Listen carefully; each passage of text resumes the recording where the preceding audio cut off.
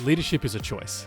Leadership is not something that is bestowed upon you. So you could make someone a manager. You could put them in a senior position. That doesn't make them a leader. They have to want to decide and then act like a leader. So I think so often about the fact that if leadership is a choice, that means you don't have to be in a certain position, which is actually great. That's why we have grassroots movements, because people choose to lead, choose to create change, choose to enroll others in that. And the flip side, the dangerous part of that, which is where a lot of my work comes in, is someone who goes, I just got put into this really senior position. I have 20 people and I have absolutely no idea how to lead them. And I think it's sort of unfortunate that I have a lot of work in this space, because I'd like to think that more leaders or more people in those senior positions would already have the skill set to be leaders.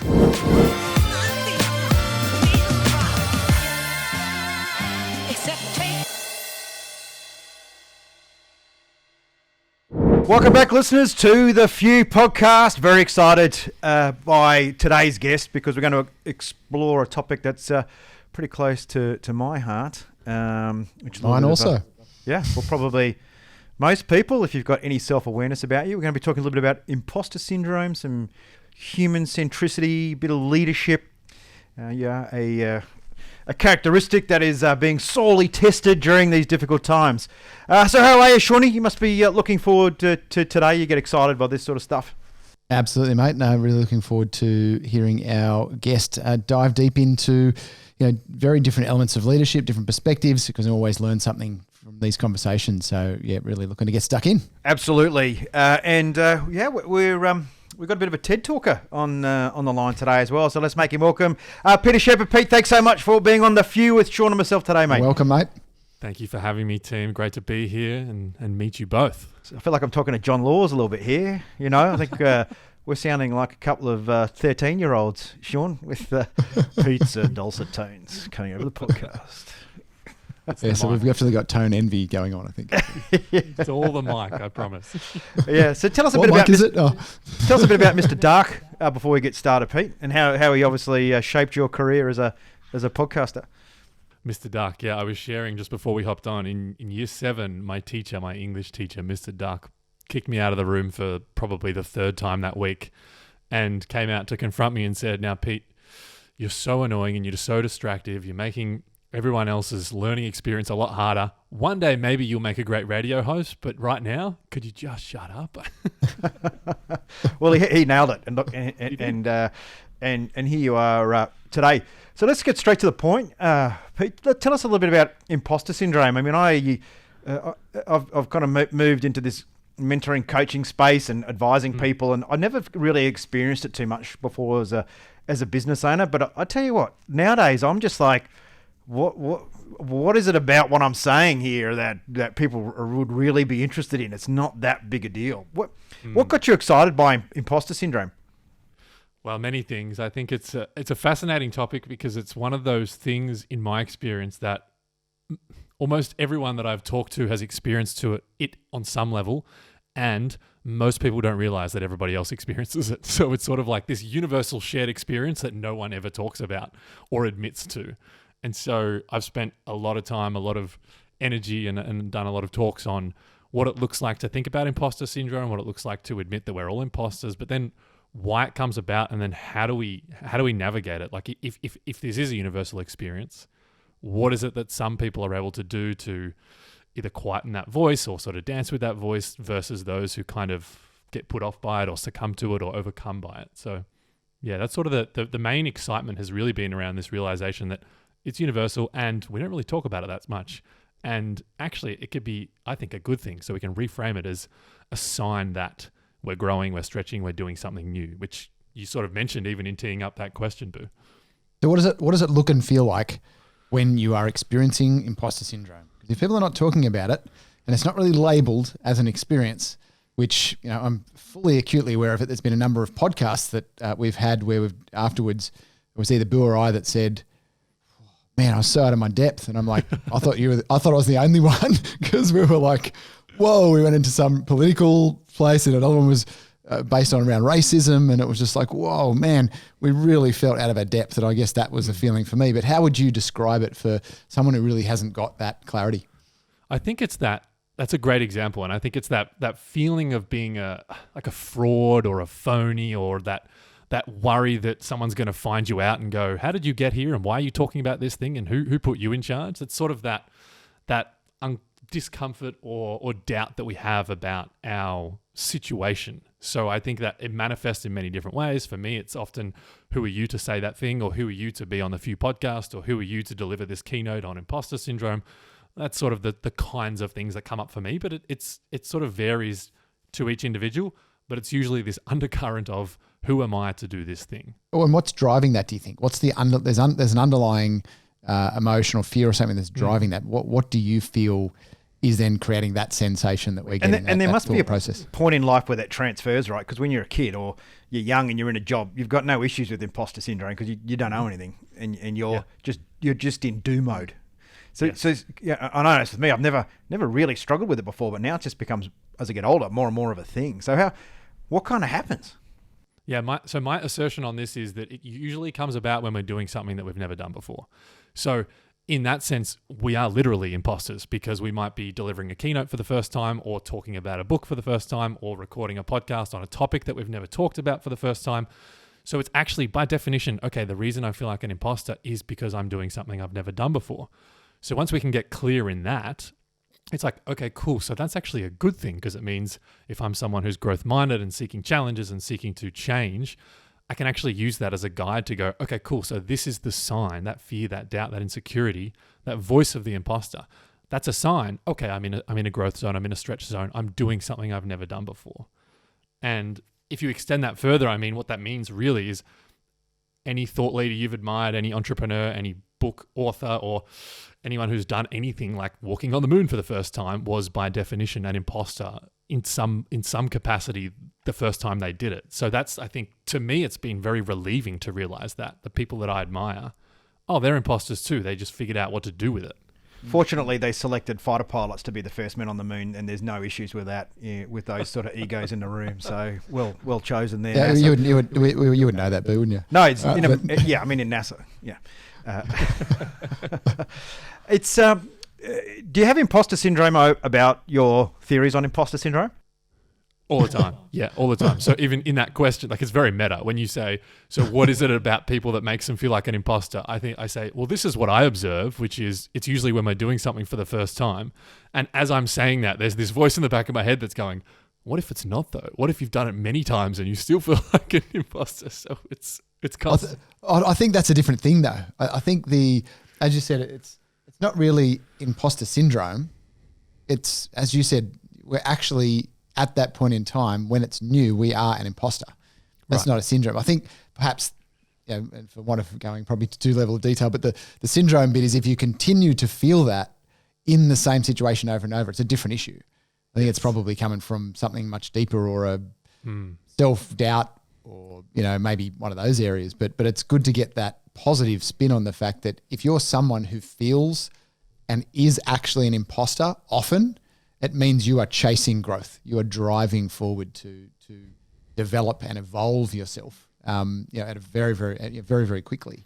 Yeah, I love that. I think I read fairly recently, there was a great article about someone trying to reframe imposter syndrome to be imposter experience, which is, to your point, Sean, it's not really a syndrome if it's coming about when we actually are an imposter. It's actually an experience we're having very intentionally, or very, very obviously, because we are an imposter. So it's sort of just like it's an emotion or a feeling. And I'd much rather have a conversation with you and go, hey, you know what I did today?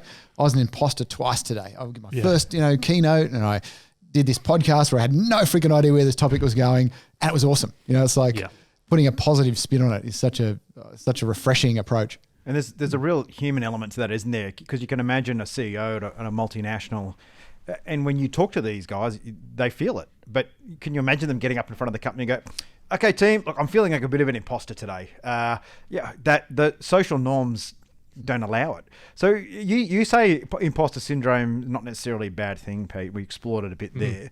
So how do we harness it for good? Well, I think there's a framework I talked about on the TEDx stage is based on this idea of dancing with it. So many people have talked about, one of my mentors, Seth Godin, has talked a lot about dancing with fear. And I've sort of extended that metaphor to be, can you dance with your imposter? Because what it usually does is it seeks to lead the way. So I've came up with this idea of the imposter two-step, which shockingly involves 2 steps. The first of which is to just acknowledge and give it a voice. So you can ask yourself, what's my imposter saying to me? We sort of talked about that just before. Well, it's saying that who are you to do this thing? You're not qualified to do that thing. So actually acknowledge it, either write it down or just sort of say it to a friend and recognize that. And then the second step is kind of and the so what? So what am I going to say back? I'm going to say, well, that's great, Pete, because that means you're in an area of growth. And so just like having that almost mental script or actual literal script, if you've written it down, to remind yourself when those thoughts come, okay, that's the imposter seeking to lead the way. So what am I going to do? I'm going to do the 2-step, and I'm going to respond to it by going, just a reminder, that means you're in a growth zone. That's great. Please continue. So the way I've thought about it is, can you come up with a framework that is simple and easy to remember, i.e. the imposter 2-step, and that's worked for me and worked for many, many organizations and leaders and, to your point, CEOs that I've spoken with in the past. I love that the 2 steps, because anything more than 2, my tendency to go squirrel tends to kick in. It's got to be simple. And I can't be simple. Can't seem to retain it. Maybe 3 at a stretch if you're having a good day. 3 at a stretch. Yeah. Start getting into the polka. So when you're you talk about human-centric leadership, and I've got a pretty simple theory really, which is it doesn't matter what you do, what business you're in, what product you're selling, it's all the same. It's the people, the skills, and how they deploy whatever it is you're doing, and the better you do that together, the better those outcomes are. So how do you define human-centric leadership? I think I agree with exactly what you just said, Boo, and I would think about it as previously folks have talked about hard skills versus soft skills. And in most management circles or old school leadership circles, those soft skills are sort of poo-pooed a little bit. So things like empathy, things like decision-making, things like generosity and communication and storytelling, these really fundamental parts of the human experience. Yeah, exactly. Vulnerability, Brene Brownism. These really fundamental parts of the human experience have unfortunately been sort of indoctrinated into people in the past to be, they're the soft skills. We don't worry about those too much. We're here to focus on the hard skills. And what I think human-centered leadership is doing, which is, becoming more and more common as an approach and as a philosophy to talk to leaders about, is actually trying to help people see hard skills you can learn. Like you can learn how to, record a podcast or edit a podcast. Like that hard skill, that can be trained and learned. That's fine. Actually, the more important thing, to your point, Boo, regardless of what business, is can you enroll others in a change? Can you generously serve the people in your team? Can you understand what it's like to walk in the shoes of your customer? That, to me, is what it means to be a human-centered leader, to actually think more generously, more empathetically, more openly about the people in your orbit, but also the people that you're serving, i.e. your customers. One of the things that I just picked up from that too is that with the hard skills, you can outsource those. Totally. Can't outsource the soft skills. Yeah. And with what I do, mentorship and working very closely with many businesses in my circle group, getting to know them, the number one issue they have every single time is leadership. And leadership, it's their inability to communicate. And their inability to communicate is because their soft skills suck. It's a global vacuum. Like, honestly, everything comes back to shit leadership if it doesn't work, And so to go back to the soft skill, the word that the phrase that Seth Godin taught me, which I've been running with, is, can we reframe those as actually real skills? So they're the real skills of leadership. They're not soft. They're not unimportant. They're actually the real derogatory term for it. Exactly. So we need to reframe those, which is what a lot of my work is all about. So how is it being received? When you start to reframe that, start to talk to people, how are people receiving this, I guess, new way of approaching the real skills, the real human skills? Is that being received well? Is it being understood? Is there resistance? I suppose it depends on the environments you walk into. Yeah, totally depends on the environment. But for the most part, I would say, like I gave a talk last week on a few examples of real skills, and the feedback was more or less it was a breath of fresh air. Is we get so many people in training that come in here and talk to us about how to do this hard skill, how to think about this particular product line that we're trying to sell. And very few people actually coming in and talking to us about what does it mean to be a leader that cares about their team? What does it mean to be a salesperson who thinks empathetically about what's going through the customer's mind, that I don't think it's new. It's probably just a different spin on pre-existing, thoughts and philosophies and ideas. But for whatever reason, it seems to be perceived as a bit of a breath of fresh air, in my experience, that people are thinking more and talking more about human-centered leadership skills. And I think off the back of something like a global pandemic, people are realizing, oh yeah, that's right, I was more empathetic over the last year, and that was super helpful for the way that I led my team. So actually it sounds like it's a weird thing to say, one of the positives to come from a pandemic has been, I think, this reality that we've seen into other people's homes, literally, and we've actually held space for one another. We've talked more about how you're going, how you're feeling, checking in on what it's like to be you. That's all about human-centered leadership. So I think it's being better received, it's being more well received off the back of the heels of and still in the midst of a pandemic. And it's the one thing that's never changed, right? Like when I was a kid, I read prolifically around empires, whether it was the Spartans, the Persians, Turkish, Greeks, you name it, right? But all the way, I always wanted to build an empire. I did actually when I was younger, but then just realised I didn't quite have the sociopathic traits to do it. Isn't that it's the podcast, right? This is the empire. To start off. But it was interesting because when you look back through life, the hard skills have evolved and changed. No one puts horseshoes on horses anymore, right? No one makes swords out of bronze. So that always changes. But the one constant has been the way people are together. The natural leaders, the village fire, the tribes, the warlords, the emperors, the kings, the monarchy. The way people work together has never changed. Right. People have always been influenced the same way. There's always been sales and marketing. Those soft skills are like the one constant, yet they do seem to be the second tier when it comes to running a business. It's about features and benefits. It's about widgets. It's about this. And I find it, you get a small, okay, here's the question. How do you get more buy-in deeper in an organization around these human skills? Because there's a certain group that buy into it. And then, it's just touchy-feely bullshit. You don't need that stuff. What we need to do is sell more harvesters, more machines. Yeah, it's a great question, and I think that's the challenge that I have as a facilitator, as a leader, as a coach, as a speaker, is can you help them see it by actually putting it into action? So when I do a keynote, I'm not interested in talking at people for 45 minutes. I have no slide deck. I'm not going to lump a bunch of theory on you. I'm actually going to try and help leaders understand a skill like how to be more empathetic or how to be more curious or how to be more coach-like, and then actually break out for 10 minutes and literally practice that skill, have an experiential learning moment where they go, okay, now I can understand why that's important and how that applies to my work because I just put it into action. So I think that I've had a bunch of previous experience and work in higher education and learning experiences. And so I'm trying to blend sort of learning experience with coaching, with speaking, to actually help leaders, not me have to convince them, but actually help them put it into action, which hopefully convinces them by way of osmosis. One of the things that I've observed over the last, it's probably about 6 years now since I was involved on the board of the Sydney Montessori School with my kids are at for over 3 years. One thing I picked up a lot, which I didn't realise I was doing anyway, naturally, was the whole concept of experiential learning and the fact that that's actually how we learn, right? We don't actually learn by someone standing up the front and going blah, blah, blah, blah, blah, and us doing A, B, C, or D. I'll just pick C because usually that's a pretty good opportunity to get it right, whatever. Probability, yeah. And or when you go to an event or something and there's literally a talking head going blah, blah, blah, blah at you. And you walk off and go, yeah, that was all right. But then 20 minutes later, you forget most of what they actually said.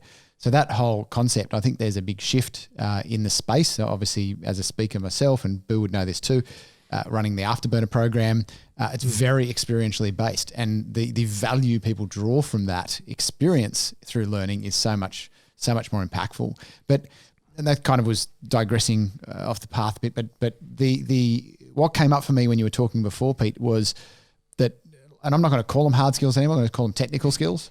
Yeah, so there's real skills and there's technical skills, because now the soft has been removed, the hard doesn't seem to make sense. Yeah. And for me, it identified something that I always talk about, in what I speak on, which is the doing versus being. So the technical skills is what you do. The real skills are what you are, who you are. That's you being. It's a being state. And I think if people understand the difference, you don't have to do the human skills or the real skills. That's part of your being. It's an extension of you just showing up. And I think that's where people need to work on, things like their EQ, their emotional intelligence. Where do you think that factors into, people becoming more skilled at this area of actually real human-centered communication and leadership?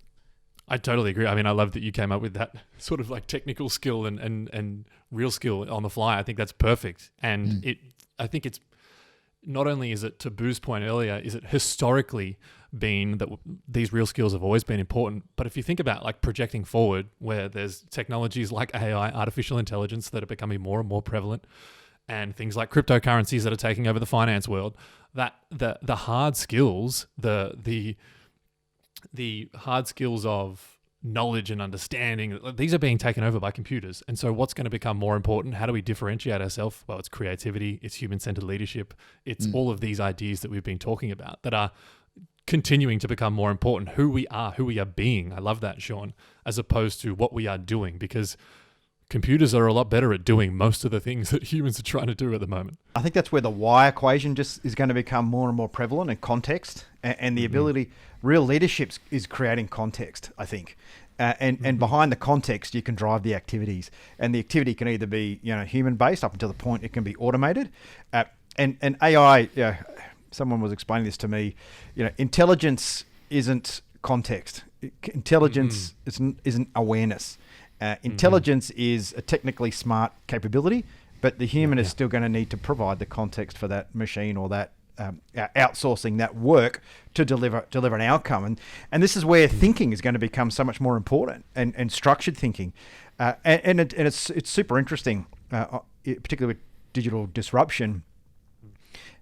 Humans aren't really designed to figure out what digital disruption is. They don't really know the true power of this technology. It's like, oh, well, how can I design what we do today in a computer word? And it's like, well, you don't need to worry about what you're going to do with your 60 bookkeepers in the company, because that role no longer exists so we don't come at it that way.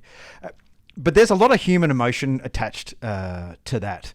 What are your thoughts, Pete, around this digital transformation? People who are going to be no longer required, the farrier that used to shoe the horses. Like, how do leaders, do you think, kind of start to manage this new world in that context? Have you any sort of thoughts on that? Might be not within your swimming lane, but it's kind of where this leads to at the end of the day as leaders is human design.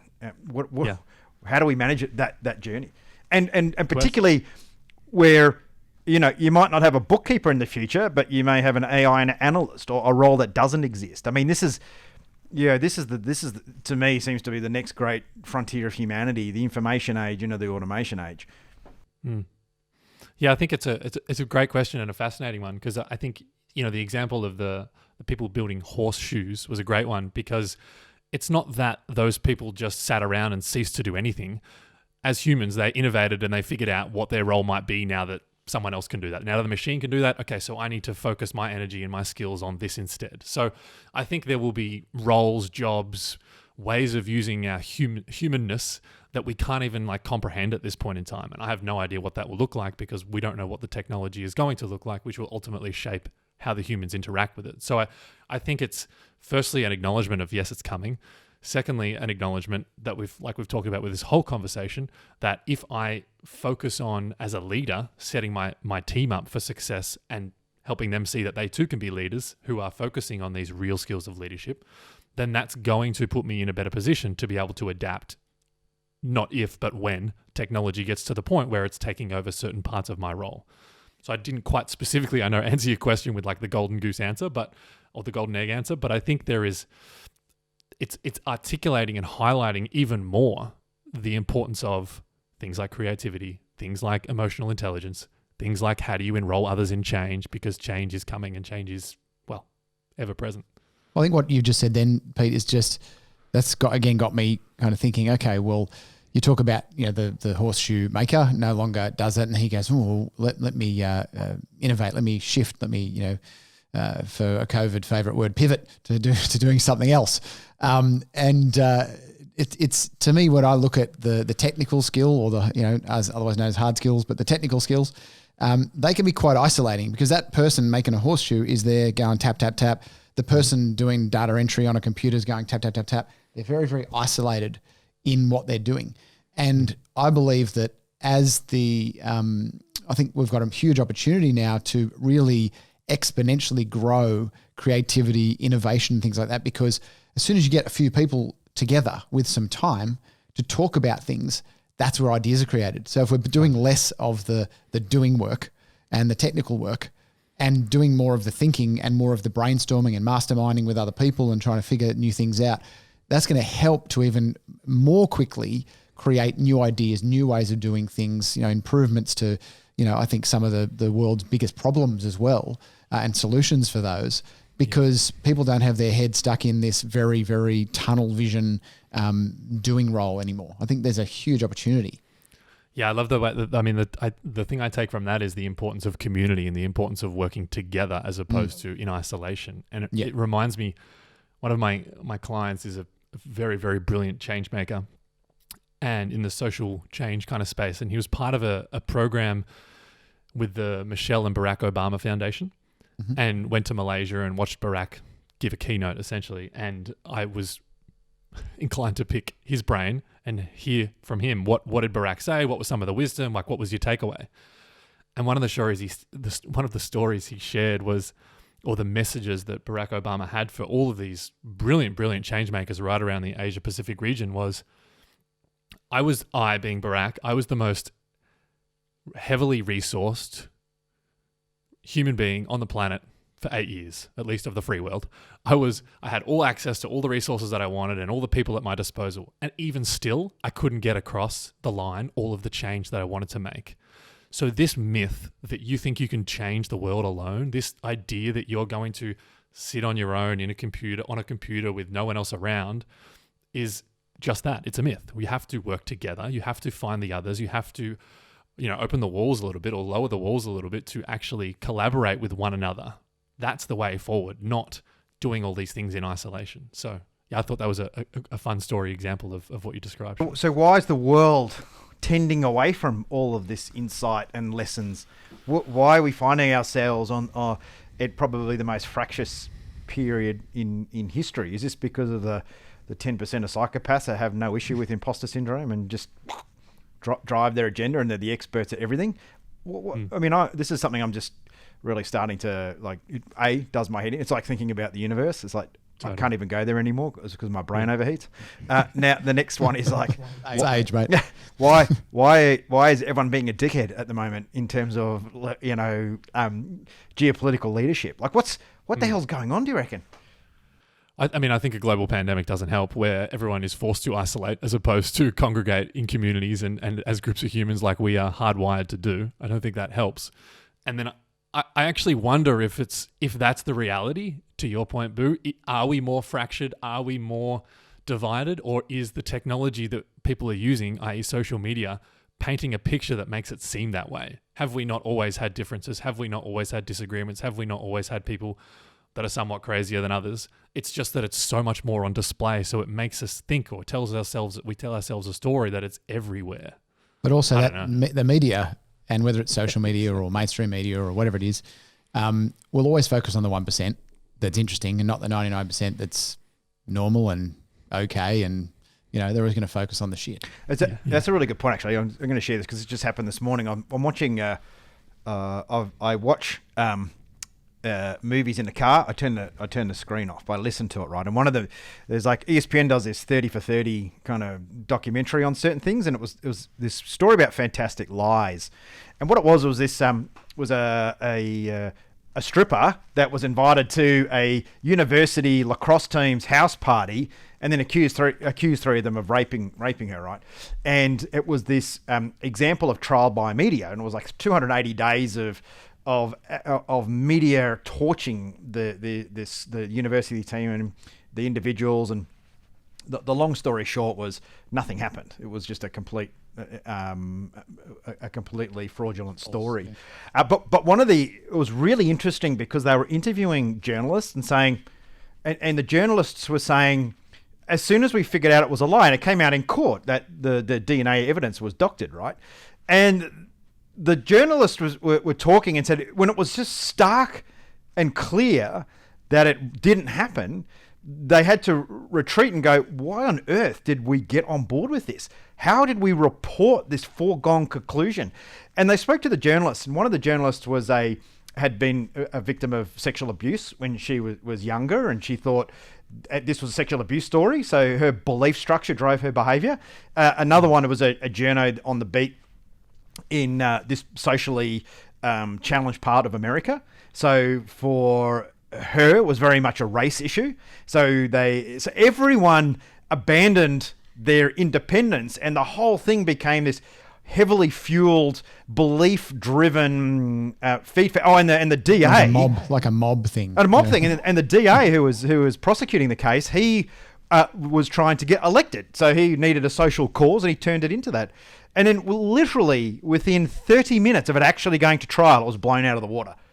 So this is because I'm super fascinated by belief structures, right? And how we make all these decisions based on beliefs. So, do you reckon if we have these beliefs and we find social media and we've got the angel on this side and the devil on that side, that's where we seem to be seeing this extremism, where people just they're finding we're and this is where whilst we're not connected physically as a community, we are uber connected digitally as a community, and we create these digital villages where I don't know, it just seems that we buy into that. We all like a rumor, right? We never sit down with our mates and talk about how amazing we are all night, right? Well, I think the algorithms drive that too, that the more you look at, the more it's going to expose you to the same stuff that you're looking at. Yeah. So it's going to narrow your viewpoint to support your belief system. Yeah, it's we're all living in our own little confirmation bias world, and each one is so unique because of our experience with the algorithm. There's a great documentary, I'm sure everyone listening has heard of it, The Social Dilemma on Netflix, which explores some of this. But it's good. One of the takeaways I really liked as a way to really visibly see how this is interacting with society or how this is impacting society is swap phones with someone, your loved one, a partner, a friend, and go on Facebook or Instagram or Twitter and just see how different the experience is in terms of the content being pushed to you, the beliefs that are being presented to you. And then you extrapolate that over, the amount of people that are using these platforms. You start to go, oh, I see. We're all living in our own echo chamber. This is kind of wild. Mm-hmm. Yeah. And it is scary, isn't it? So how do we, with imposter syndrome, pushing yourself with checks and balances, there's a degree of awareness there. How do we achieve that awareness and this digital human consciousness or digital human centricity? It does seem to create a bit of a, I don't know whether we fully know what it is yet. I still think we're trying to come to terms with it. What that community looks like. But again, with the leadership hat on here, how do we embrace this digital world for good, not for bad? Any ideas on that? Well, sorry, man. Sorry, guys. I'm just going massively tangential here, but why not? Three smart dudes in the room. Let's unpack this. Follow your curiosity. It's fine. I'm not sure if this answers your question, but I think this highlights to me the importance of a leader surrounding themselves with other leaders who are willing to generously challenge them and provide feedback and accountability and new perspective. That the moment we have a leader who is living in an echo chamber, whether that be digital or physical, and has people that are surrounding them as what they often call yes men, which is I just say yes to whatever the boss says because that's a great idea because I don't want to get in trouble, then you're creating, that's not even in a digital environment, you're creating a real world echo chamber where no one is willing to challenge you. Now, there's been enough research and studies and papers out there on the benefit of having a coach, having a mentor, having someone challenge you, having someone ask you questions and hold space and actually working together, to the Barack Obama example, to challenge your beliefs in a way that helps us create a better solution for something. So I think it just highlights again the idea of surround yourself with people who are willing to challenge you in a generous and generative way. Totally agree. And it's interesting how everyone knows it. Everyone's heard it. Everyone said, Exactly. get this support, and get someone to kick your ass when you're talking rubbish, But most people still don't, which is, and again, in the small business space, it's so frustrating to see that people, and I did it, I've been in business over 33 years now. First 16 or 17, I didn't ask and I sucked because I had my head up the backside of my businesses and they were basically killing me. And as soon as I went, hey, can someone give me a bit of support here? Someone who's been there and done it. It was just like this sudden shift, this sudden change in perspective, in ability for me to step out of the situation, out of the emotion of the situation, and actually assess it, unemotionally, strategically, and go, yep, I was a bit of a dick there. I need to make sure I don't do that again in the way I was communicating to my team, right? And rather than being in it and amongst it and stressed out. And so I suppose, what a lot of the listeners that follow me and Boo and stuff are in the small business space, and it is challenging. I think they don't have the resources around them of the big corporates to give them leadership courses and all this sort of stuff as well. What would you say? I think there's a reference that you've used possibly before of some of our research notes, which is what are the shared superpowers of great leaders that anyone else could take and apply? Yeah, I think the number one shared superpower, which I like to speak about a lot and have observed in the thousands and thousands of leaders that I've worked with and coached and talked to, is empathy, which is, and particularly cognitive, but also emotional empathy, as defined by Dan Coleman, which is cognitive empathy is really just the ability to pause for a second and understand what it might be like to walk in someone else's shoes. So, okay, what might Sean be going through based on what I know about him? And most of the most effective leaders that I've encountered and had the pleasure of working with are very, very, very good at holding multiple perspectives based on who they're interacting with and the team that they're working with. And that is, to me, empathy, is I'm understanding what it might be like to be my customer, to be Sean, to be Boo, to be Pete. And then based on all of that, I can make a decision to move forward. So to answer your sort of question about how do small business leaders think about that without access to resources, I mean, I think empathy is, if it is, which I believe it is, about understanding what it's like to walk in someone else's shoes, the easiest way to figure that out, I think, is to ask. You don't have to literally ask, hey, what's it like to walk in your shoes? But if you approach someone with this posture of curiosity, just like you two are doing with me in this podcast, and ask questions and hold space for the answer, that's practicing empathy. And what you'll learn, to the point about feedback, is you might have a blind spot that you didn't realize you had. You might actually have an insight from the person that you've asked the question of that you realize you can apply to your business. So this superpower of empathy, I think, is like, I could talk about it for days, just like imposter syndrome. And it's multifaceted. It has benefits all throughout business and work and life and leadership. And it really just comes down to, can I be curious? Can I ask questions? Can I hold space? And I think the other thing to add to that is that how I see it is empathy is where it's not about you. Like, so a lot of people, they're trying to empathize but still make it about themselves. It doesn't work. You've got to remove yourself from the equation. And as you said, look at all the key stakeholders, the key people involved, and go, right, what is each individual and what's the dynamic between the individuals that allows me to see in an empathetic way what's actually going on. And you need to step out of yourself to do that. I think people try and do it, but still with, I suppose, self-serving intention, and it really doesn't land. Yeah. Oh, that's right. I need to be empathetic. Must behave in an empathetic way. That's my next thing to do. Yeah. So what is it like to walk in your shoes? Yeah. People think of it as a hack, and I really don't like that. It's not a hack. It's a practice. It's a skill. It's something to cultivate and practice every day. And you have to mean it. You have to give a crap.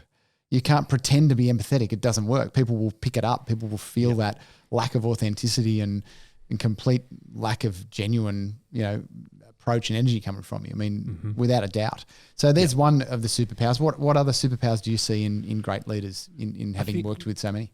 Yeah, I think humility, which ties into what we talked about around imposter syndrome, is someone who's willing to say, I don't have all the answers and I'm feeling like a bit of a fraud or a bit of a phony. And so I would love the support of this person, this person, this person. Actually admitting and empowering other people, admitting to yourself and to the people around you that you don't need to or don't have all of the answers, and then having the curiosity empathy, generosity, whatever you want to call it, to actually call on the other people in your team to help them help you. So there's a humility that is just like fundamental. When does that happen? This is a really interesting insight, I think, is we go through a transition from being a doer to a leader. All right. So somewhere in there, you got to realize that just happened. And I was reading a statistic a few years ago where it was an employee, like a recruitment company, did a survey, and 69% of people said, my boss is in that role for themselves, not for me. So when do you think is a good trigger for a leader, and what can they practice to go from being technically competent in a role and being promoted because of that technical competency at, let's say, particularly sales and marketing, right? Or sales. Yeah, you're great at sales, you got the biggest book, mate, and then all of a sudden you're the sales manager and everyone's like, hey, but all this person's doing is taking all my sales. Like, how do you know when you become a leader? Like, no one tells you. You get a role, but they're like, okay, like here's a sales technique. Here's how you do sales, and here's what we're going to do. Okay, now you're a leader. Here's what a leader does. How do we make these transitions? Well, I think what you describe is actually a red flag, which is leadership is a choice. Leadership is not something that is bestowed upon you. So you could make someone a manager. You could put them in a senior position. That doesn't make them a leader. They have to want to decide and then act like a leader. So I think like so often about the fact that if leadership is a choice, that means you don't have to be in a certain position, which is actually great. That's why we have grassroots movements, because people choose to lead, choose to create change, choose to enroll others in that.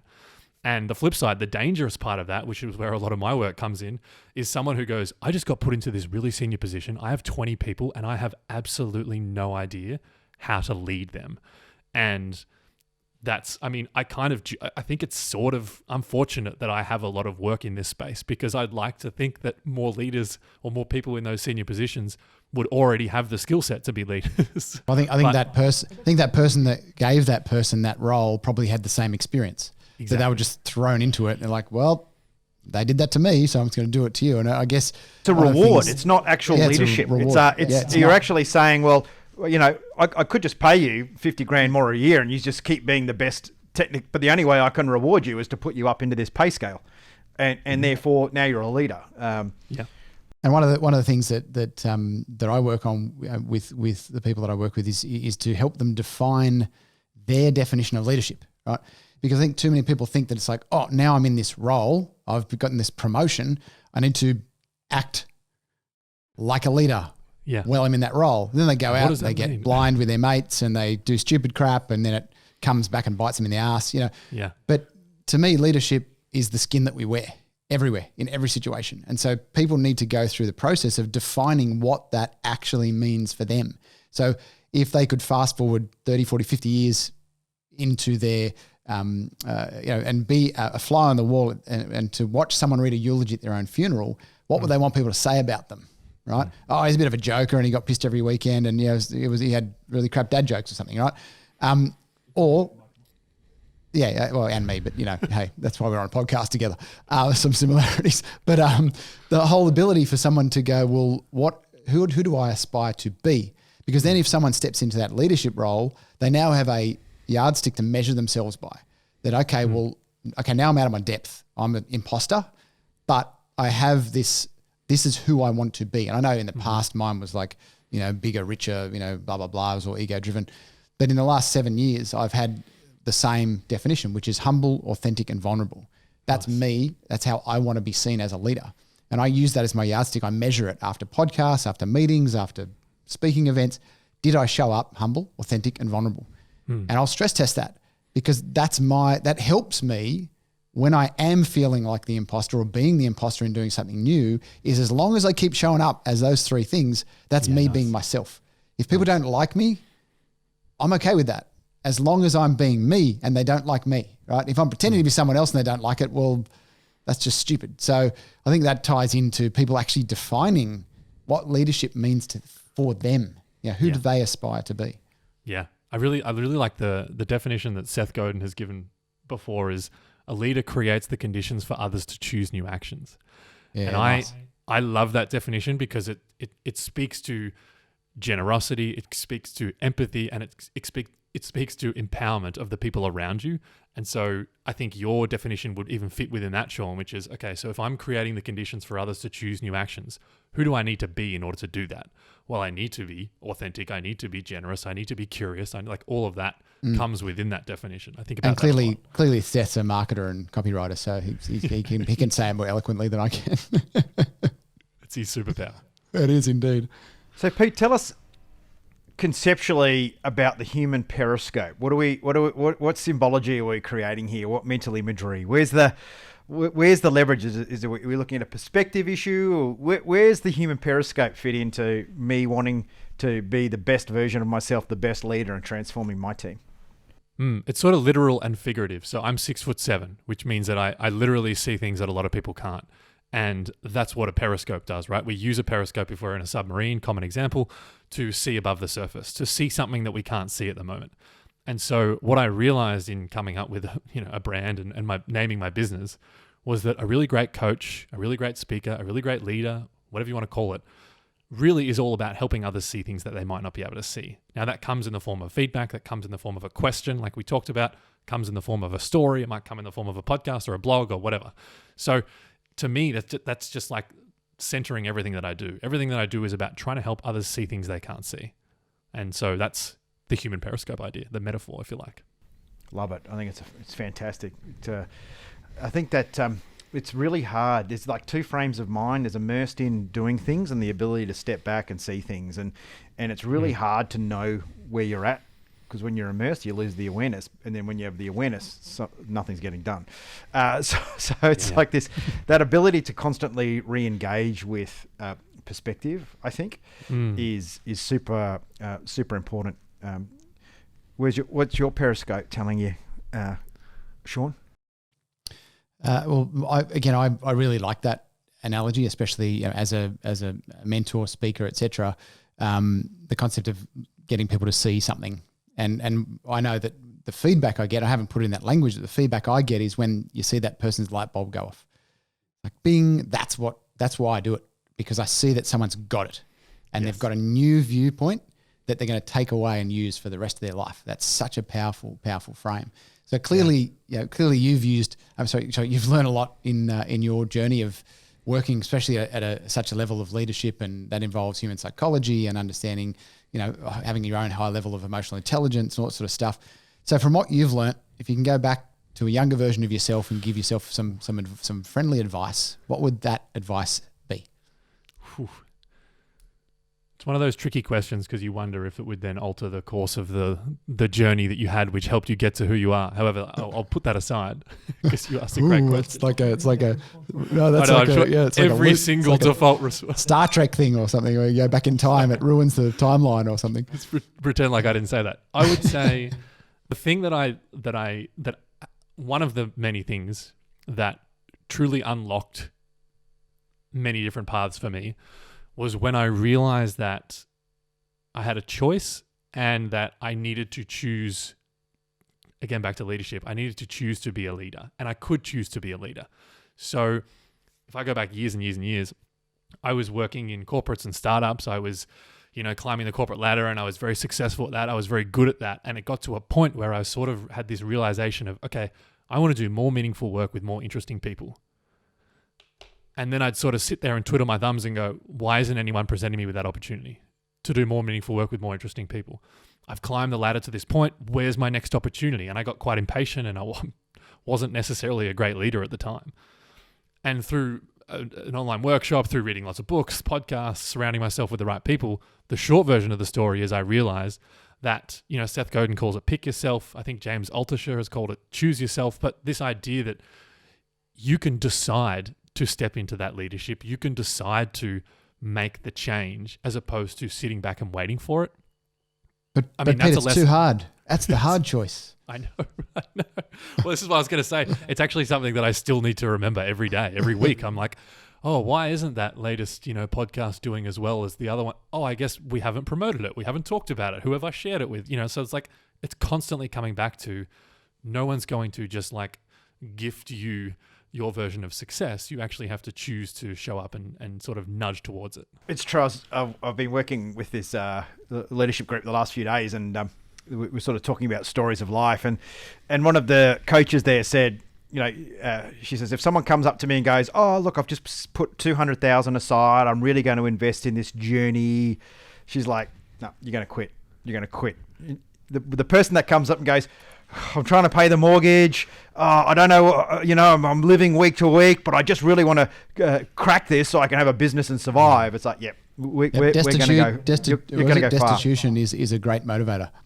Yeah, being hungry, right? It's comfort's not. It's a good thing, and it's a great point. Like I'm the same. You sit there and you're like, revenue's going down. What's going on? And you realise you've just off the back of riding the wave of the last time you actually went out and did the promotion stuff, and you're like, I've got to get back on the grind. I've got to get out there again.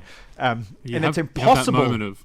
It's impossible to do it all the time. Yeah, it's just this. Totally. And the more you surround yourself with great people, and Sean and I've managed to develop a wonderful partnership here, is to be able to like go, hey.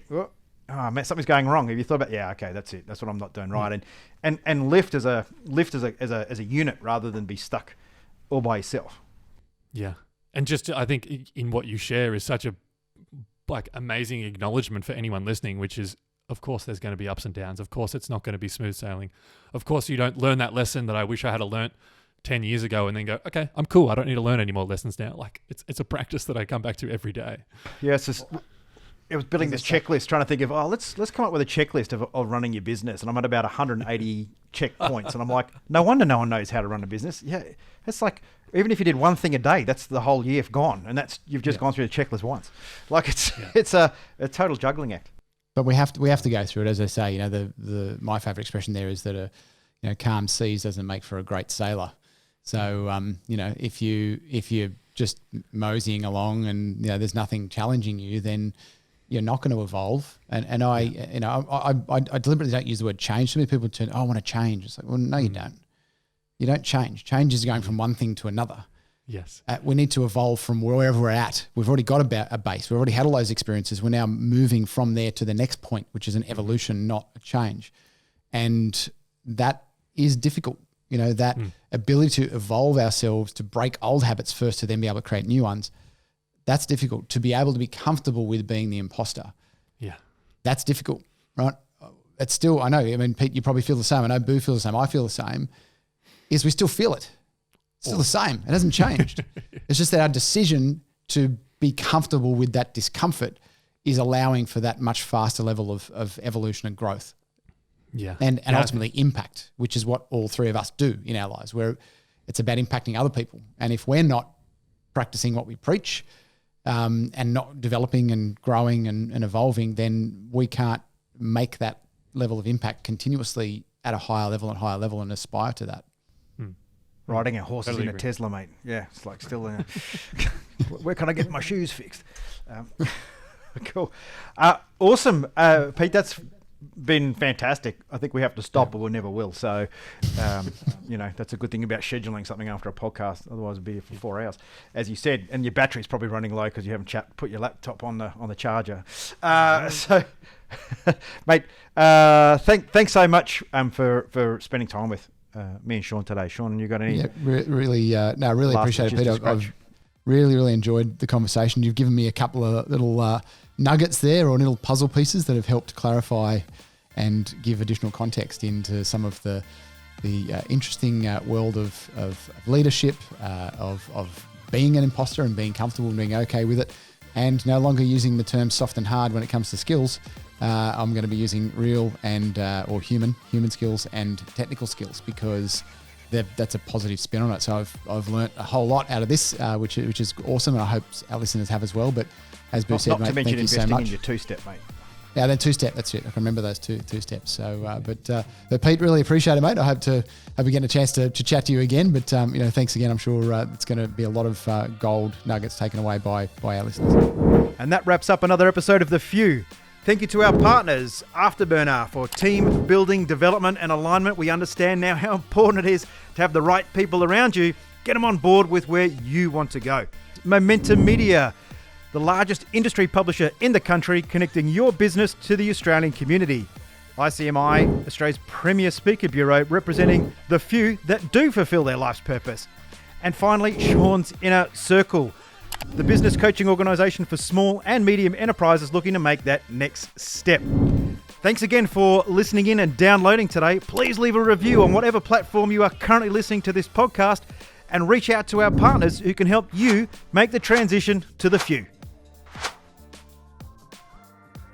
Yeah, thanks, Pete. That was awesome, mate. Thanks, team. Thanks for having me.